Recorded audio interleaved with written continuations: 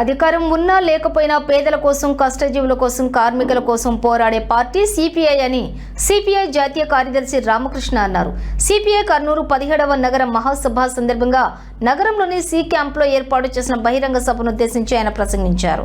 ఈ సందర్భంగా బహిరంగ సభకు సిపిఐ నగర కార్యదర్శి పి రామకృష్ణారెడ్డి అధ్యక్షత వహించారు. అంతకుముందు సిపిఐ కార్యాలయం నుండి గాయత్రి ఎస్టేట్ మద్దూర్ నగర్ మీదుగా సి క్యాంప్ కు భారీ ర్యాలీ నిర్వహించారు. ఈ సందర్భంగా రామకృష్ణ మాట్లాడుతూ దేశ స్వాతంత్ర్యం కోసం పోరాటం చేసిన పార్టీలు సిపిఐ, కాంగ్రెస్ పార్టీలు మాత్రమే అన్నారు.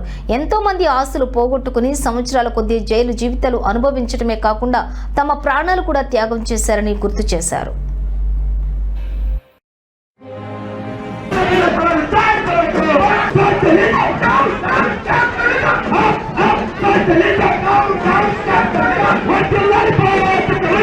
ఇవాళ భారతదేశ వ్యాప్తంగా అన్ని రాష్ట్రాల్లో కూడా భారత కమ్యూనిస్ట్ పార్టీ శతవార్షికోత్సవాలు ఘనంగా జరుపుకుంటా ఉన్నాం.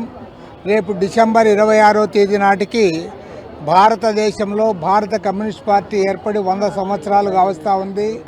నరేంద్ర మోడీ పరిపాలనా కాలంలో పేద ప్రజలందరికీ కూడా హింసలు పెడతా ఉన్నారు. ఈరోజు గ్రామీణ ఉపాధి హామీ పథకాన్ని రద్దు చేయడానికి కుట్రలు చేస్తూ ఉన్నారు.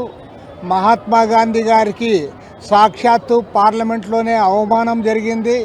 ఈరోజు స్వాతంత్ర సమరయోధులను ఒకరి తర్వాత ఒకరిని కించపరుస్తూ చివరికి మహాత్మా గాంధీ పేరును కూడా తొలగించే దుస్సాహసానికి ఇవాళ నరేంద్ర మోడీ ప్రభుత్వం పాల్పడింది.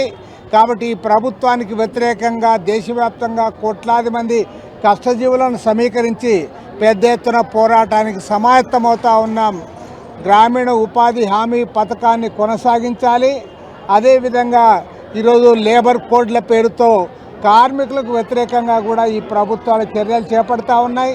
ప్రభుత్వ రంగ పరిశ్రమలు ఏవైతే ఉన్నాయో జాతి సంపదను యావత్తు కూడా ఇవాళ ప్రైవేటు వర్గాలకు అప్పచెప్తా ఉన్నారు.